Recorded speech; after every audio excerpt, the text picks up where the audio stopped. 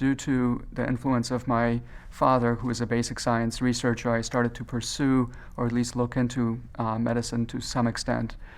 During college, I did a couple of externships with a few physicians, and that probably had a most profound influence on my path to medicine. Rather than going to graduate school and getting a PhD in molecular biology as I had been planning, I applied to medical school instead and went to Johns Hopkins, and now I'm here. My clinical practice essentially focuses on the treatment of spinal tumors, both primary spinal tumors, which are tumors that occur in the bone itself, and also metastatic disease, so tumors that have spread from elsewhere to the spine.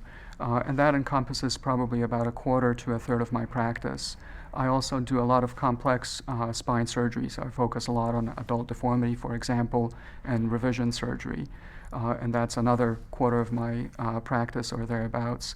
The rest of my practice is focused on degenerative conditions of the spine, so things such as spinal stenosis or narrowing of the spinal canal, disc herniations, and so on. And that's both in the cervical spine and the lumbar spine, and to a lesser extent in the thoracic spine. Although we are a teaching hospital and obviously we have a responsibility to teach our medical students, residents, and fellows, I think what we pay the utmost attention to is patient care.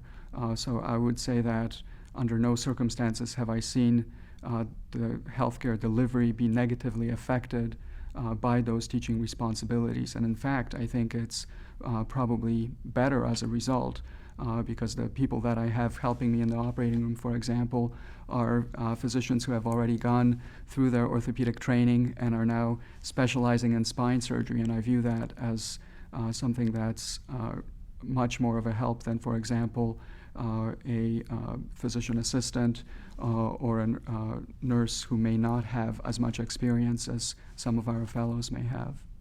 What I love most about my job is helping patients and having a positive effect on their quality of everyday life, potentially curing them of disease, for example, cancer and so forth. And I think if you spend enough time with the patients, I think once they understand the issues that are involved, those kinds of decisions become easier. They're still very difficult, obviously, particularly in challenging cases such as spinal tumors or some of the bigger procedures that I do. But I think through spending time with the patients, I think that decision-making process becomes easier.